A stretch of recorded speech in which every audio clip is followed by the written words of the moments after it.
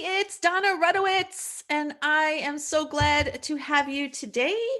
And the conversation that I wanted to put on the table for today's discussion is surrounding beauty for ashes. So you may be saying, Donna, what exactly do you mean by that? What do you mean by beauty for ashes? And as a human being, as someone who is living the human experience, we're going to experience all different levels and phases of emotions. We're going to experience times that are going to be miraculous and wonderful and beautiful. And we're also going to experience times that are going to give us dark nights of the soul moments where the pain could be so great. Now, when we have polarity, polarity is part of the puzzle piece when it comes to the human experience, meaning we sometimes find out what we want and what's really important to us by experiencing things we don't want and seeing what's really not important to us. But what ends up happening is if we live in either ends of polarity, right? If we're just living life where we're just not looking at anything that's bad or anything that's challenging or just putting our sweeping everything under the carpet, not experiencing anything, just sort of just trying to make our life fit so everything feels good so that we're always having good experiences. Um, no challenges, right? Or if we're living on the other side, which is everything is a challenge, nothing goes my way. I don't know why everything is difficult, right? I'm always only experiencing stuff that sucks, right? I'm living life in the suck and I don't understand why I can't get out of it, right? If we're living on the polarity sides, we're going to be experiencing dissonance because that's not the way we were created to be living life. We were created to live life in a variety of emotions at all different levels, but we're not meant to live on the polarities. We're meant to live throughout the line, through the middle of the line, through the whole period. So, what I'm saying, beauty for ashes, is when we go through a soul fracture that has to do with our heart, there's emotions and there's feelings that sometimes get caught and we sometimes get stuck. And what we tend to do is we tend to look at the obstacle more than we look at the outcome. And when we look at the obstacle, that's where we condition our brain and our body to operate. So, what we begin to see is only obstacles in our path. So, let me give you an example. If I say to you right now, whatever you do, don't think of a red rose. What's the first thing that you're going to do? You're going to think of a red rose and you're going to see it in your mind. It's going to become visual. You're going to see it because that's just the way we can't help it. The subconscious is going to try to find a meaning. It's going to try to understand. It's going to try to find logic. So when you say to yourself, I don't want to feel this, or I don't want to go through this challenge, or I don't want to experience this. The only thing that your brain and your body are going to look at is for the logic, and what you're going to look at is everywhere in your life you're going to be hyper scanning for problems and issues and chaos. Because what you're doing is unknowingly you're embedding and programming and you know actually reprogram because you're already programmed that way, but you're increasing the programming or you're further embedding the programming of life is hard, life is a challenge. And when we couple that with I don't want to feel ill feelings, I don't want to feel bad, I want to feel good, the universe doesn't know bad or good, it just knows what you're saying. So when you're saying I don't want to feel bad, it's just going to create more situations where you feel bad, right? And all of us are coming to the table with ashes. Our hearts have been broken. Our trust has been tested. Betrayals have been an experience. People that we love, family members, friends, partners, the people who we trusted the most may have come in and hurt us the most. So we're coming to the table with ashes. But it's time to put those ashes away and step into the beauty because that is part of the human experience. And in the contrast, is that you don't have to only be living in the obstacle. You get to choose to live in grace. You get to say, and this is part of my affirmations every morning, I am so thankful and grateful that I live under grace, not the law. I am so happy and grateful that my life is flowing with ease, that I have wonderful people that I'm experiencing life with, that I am choosing, because no one is going to come in and take my ashes for me. I have to choose to put those ashes and send them on their way with beautiful love, light, white light and grace. Send a prayer, send them the white, but their ashes are no longer my identity. My identity is now in the beauty. I'm choosing to step into the beauty of life. I'm choosing to step into the possibility and the miracles and the synchronicities. And I'm choosing to say that when I'm making choices and I'm transforming into the woman who I know I can become because she's in my heart, she's calling me. And what you are seeking is seeking you, right? If you're seeking a partner, there is someone out there who has the same vibrational level of energy or frequency who is seeking you. And if you're going through the challenges and you're going through transformation, you could either look at it as this is hard, which means that it's going to give you the out to say, I quit, or you could look at it as this is a challenge. And I'm this, which means to say, what do I need? What mindset frequency do I need to be putting in? My EMF, what is my energy? What is my mindset? What is my frequency that I need to be conditioning to be stepping into this place where I could step in and claim my beauty, because no one is going to claim it for you. Hope is not a strategy. Action is your strategy. Claiming your life, claiming your beauty, and saying, I am no longer going to be surviving in ashes. That even though parts of my life may be wonderful, parts of my life may be flowing with ease, and the identity of your soul fracture, if that's coming from your relationship, it's time to exchange beauty for ashes. And that it's time to focus on your outcome. And that's your job. Your job is to identify what it is you want, identifying what is the relationship that I want to be in. What are his qualities that he's bringing to the table? What are the quality of friendships that I want to have? What are the quality of working relationships that I want to have? What does my work life look like? What does my family life look like? What do I want to be feeling? And seeing yourself as the woman who you're transforming into. You've got to claim that.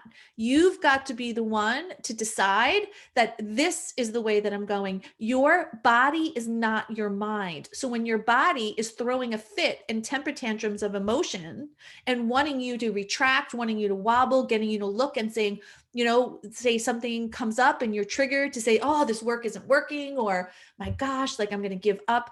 This is where beauty for ashes, when you exchange beauty for ashes, you naturally and organically align and identify with consistency. I don't know one person who's made huge, their life has changed overnight, right? There's a saying that says it takes 20 years to become an overnight millionaire. Change and evolution in ourselves takes time. The first step is the awareness and identifying that I don't want to live my life this way anymore, that I'm not living in the lack, the ashes, the crumbs of life. That I'm going to step up, I'm going to take accountability and responsibility, and I'm going to do what I need to do in order to exchange, again, beauty for ashes.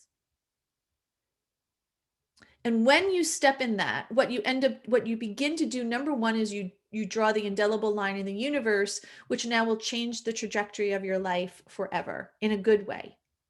And what we begin to learn as we evolutionize and we begin to create an energetic exchange with source, with God, that sometimes the decisions we're going to make on our journey aren't going to feel good. Right? And it's going back to the polarity that we're not going to try to control how we move to our outcome. What our outcome is that we are going to identify the outcome and let God and source create how we're going to get there. That's the gap that the universe and God fills in. And that understanding and becoming comfortable in the unknown. See, so many of us, when there's something unknown, we've been taught and conditioned by society that when we see something, then we could find safety in it. But as a Divorce and Gracefully and Beyond sister, we know that that's not the key to manifestation, and that's not the key to happiness. The key to manifestation and the key to creating your life or co-creating your life is first having faith in the outcome, and then working on your energy, mindset, and frequency to cultivate the environment that that could grow in, that that could be possible in, and then allowing God and source to bring it to you. So it's having being comfortable in the unknown. And this is a key. If I could share one thing that I think could make a difference in so many of your lives, is to understand that when you're lifting your life to the possibility, your journey is beginning. And in that journey, there are going to be things that you're going to do in order to lift your life that aren't going to feel good. They're going to be what you need to do in order to do this journey, but they're not going to feel good. And that we no longer have to be addicted or attached to it having to be or show up a certain way. Matter of fact, the moment we detach and the moment we become more comfortable in the moment, in the generous present moment, and we're not expecting our growth to feel good or be good all of the time, then in the moments where it doesn't feel good, it's okay. We won't freak out. We won't be triggered. We stay in consistency, right? And I'll give you an example. Let's say you decide you want to begin a meditation practice, because one of the things that is key to the work we do here at Divorcing Gracefully and Beyond is quieting our mind. As we quiet our mind, we could stay in tune more with source. We connect to our vibrational level of frequency. There's an energy pattern, there's an energy flow that flows through us. And when we connect to that flow is where we hear our guidance from God, is where we hear direction, where we just get that little feeling or that little nudge or that idea will pop into us, our head out of nowhere. Because when we quiet our mind, we could hear God. When we're busy and we're active, we can't hear anything because all we hear is noise. So let's say you decide that this is the journey that you're going to take. You know that this is something you need to cultivate in order to really step into the co-creation of your life. So you decide you're going to begin a meditation practice, and you've tried to do it and it's to no avail. You tried it, in the afternoon, evening, you've fallen asleep, or you just haven't found the time. So what you decide is the veil is thinnest between the hours of around 4:44 in the morning. That's when I wake up, 4:44 a.m.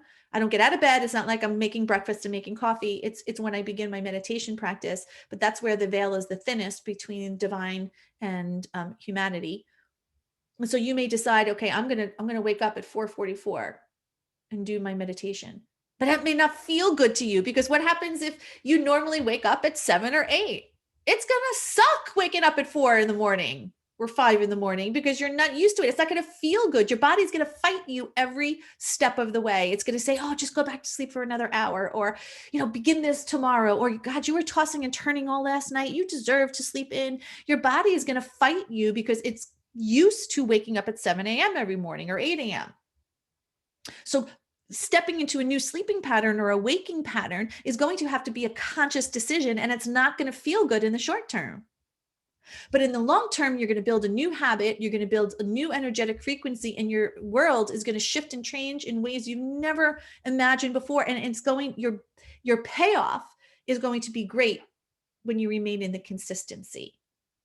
So some things that we're going to be doing that are really good for us aren't going to feel good, but this is where we could say, okay, we could become aware of it and acknowledge it. We could get out of resistance, and we could just say, waking up at 4:44 sucks. I don't like it.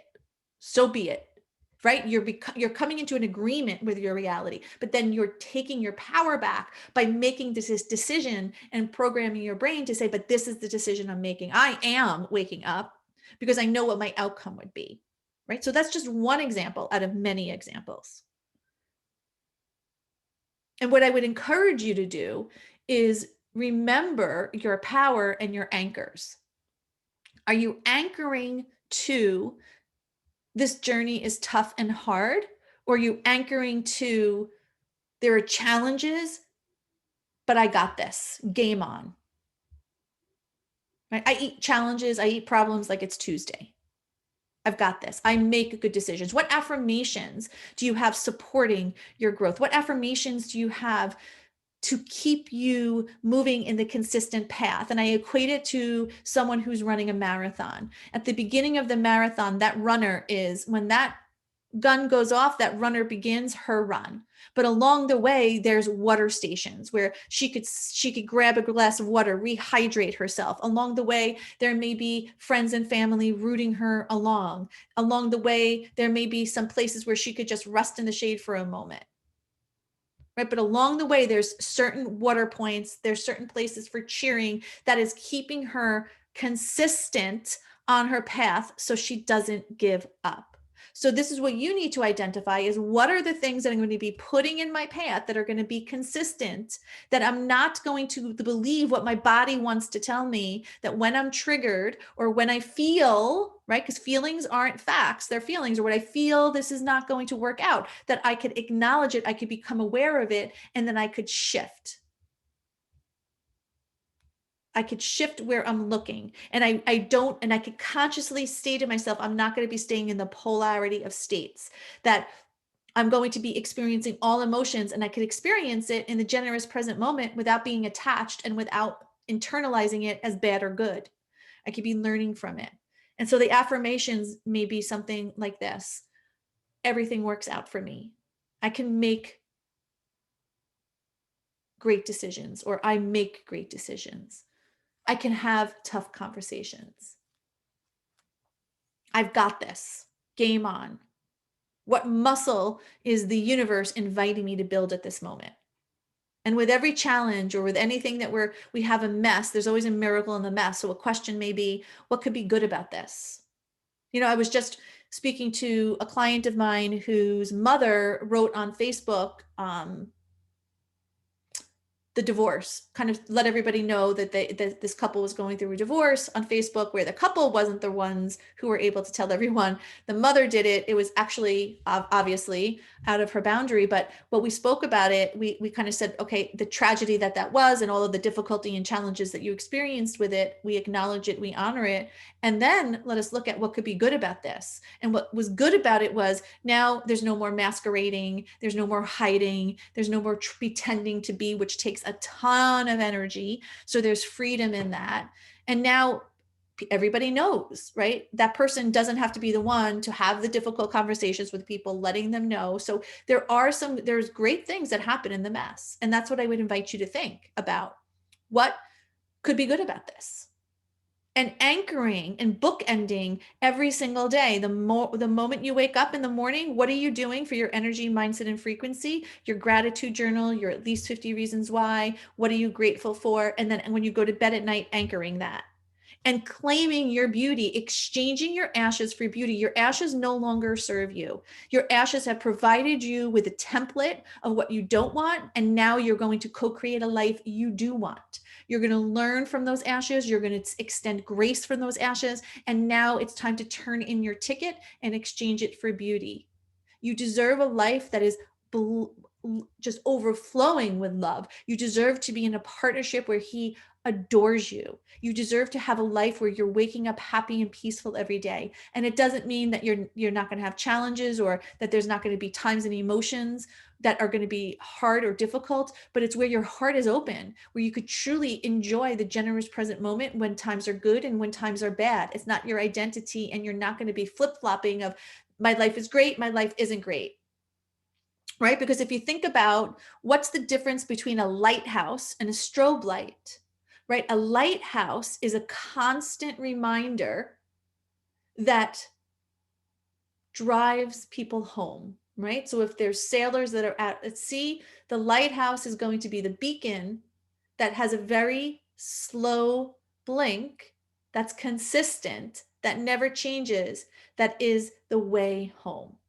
Versus the strobe light, which is blink, blink, blink. It's a fast pattern. It's on, it's off, it's on, it's off, it's on, it's off. So if you happen to have a day where someone's really nice to you and you feel good, that's going to be a good day, right? And then what happens if you have a day where someone says something that wasn't so nice to you, and you had a trigger come up, or you had not necessarily what we would consider to be a good day? Well, that means that life is bad. right? So if we're constantly going to be looking at ourselves as a strobe light and with the outside circumstances defining how we're showing up in our life and what our life means and what our identity is, right? If someone's nice to me, I'm on. If someone's not nice to me, I'm off. If I feel good doing this, I'm on and great, life is great. If I don't feel good and these are emotions I don't want to experience, life is bad. If I have this, then I'm on. If I don't have this, I'm off. If I feel this, I'm on. If I don't feel this, I'm off.